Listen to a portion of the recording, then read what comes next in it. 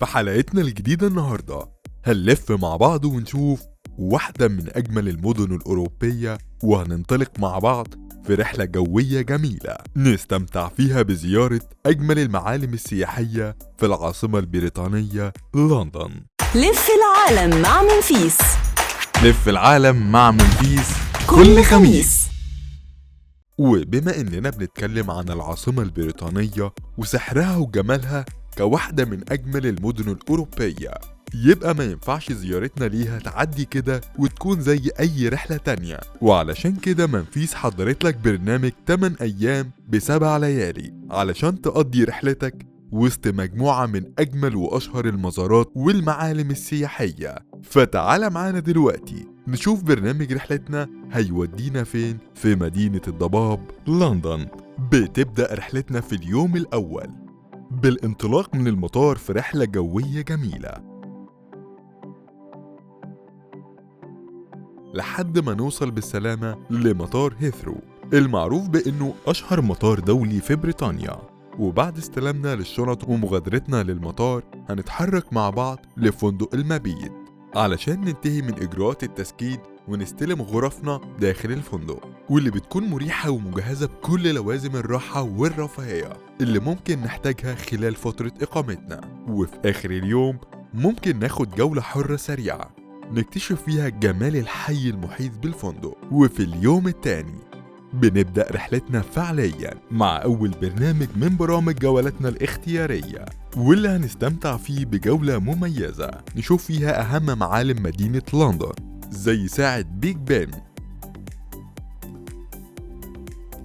ونتعرف على تاريخ قصر ويستمنستر، ونشوف كمان جمال عين لندن، وننتعش وسط الأجواء الطبيعية لحديقة هايد بارك، ونعيش المزيج الرائع من الفعاليات المبهجة في ترافيجا سكوير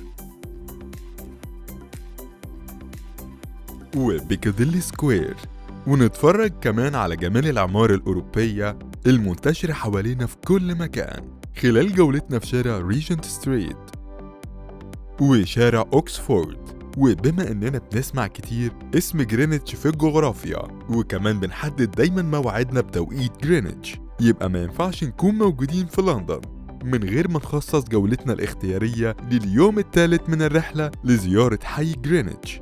وبتبدأ جولتنا من حي ويستمنستر برحلة المركب البحرية في نهر تايمز لحد ما نوصل لحي جرينتش اللي هنقضي فيه وقت لطيف وسط أجواء الحي الرائعة، ونرجع تاني بعدها على ويستمنستر علشان نركب عين لندن ونستمتع بأجمل إطلالة بانورامية على المدينة، ونوثق جولتنا بكام صورة حلوة قبل العودة لفندق المبيت مرة تانية.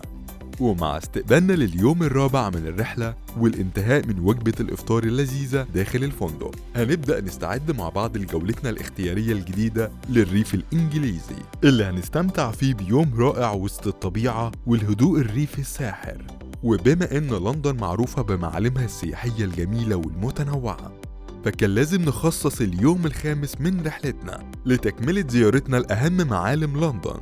وأول مكان هنبدأ بزيارته هو قصر باكنغهام الملكي اللي هنتعرف على تاريخه العريق ومقتنياته الأثرية، وبعد ما ناخد كام صورة لطيفة وسط حديقة القصر الخضراء الطبيعية.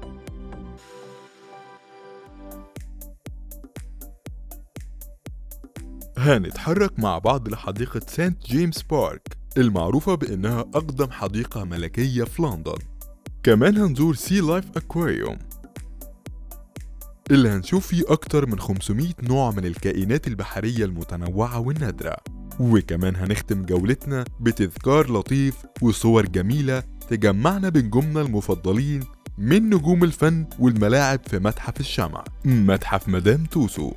وبالنسبة لبرنامج جولتنا الاختيارية لليوم السادس، فاحنا هنستمتع بأجمل إطلالة على نهر التايمز ومدينة لندن بجولة التلفريك المميزة، ده غير تجربة حياة رجال الأعمال الرائعة اللي هنستمتع بيها خلال زيارتنا لمنطقة كاناري وورف. وقبل ما نختم جولتنا ونرجع تاني على فندق المبيت هنروح على مول ويستفيلد ستراتفورد ونستمتع بأجواء التسوق الحرة المبهجة اللي كلنا بنحبها. وعلشان نشوف جمال العاصمة البريطانية وننتعش وسط أجواءها الطبيعية، يبقى جولتنا في اليوم السابع لازم تكون مخصصة لزيارة أجمل الحدائق الخضراء الطبيعية الموجودة في لندن. فبعد تناول وجبة الإفطار الخاصة بينا داخل الفندق، هنستعد بكل نشاط وحيوية علشان ننطلق في جولتنا مع مشرف الرحلة لحديقة ريتشموند بارك علشان نستمتع بجمال الريف الإنجليزي ونتصور مع الغزلان الحرة اللي هنلاقيها حوالينا في كل مكان في الحديقة. وطبعا مش هننسى نزور حديقة كيو جاردنز الملكية ونقضي وقت لطيف وممتع وسط أجواءها الطبيعية النقية. وفي نهاية جولتنا هنروح على كوستكو ستور اللي هنستمتع فيه بجولة حرة للتسوق قبل ما نرجع لفندق المبيت ونودع آخر ليلة من رحلتنا.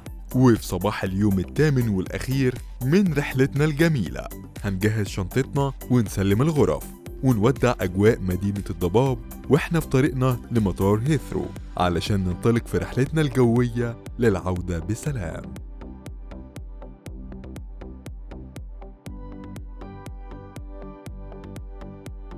وبكده نكون وصلنا معاكم لنهاية حلقتنا. ما تنسوش تعملوا لايك للفيديو والسبسكرايب للقناة واستنونا في حلقة جديدة من حلقات منفيس تورز.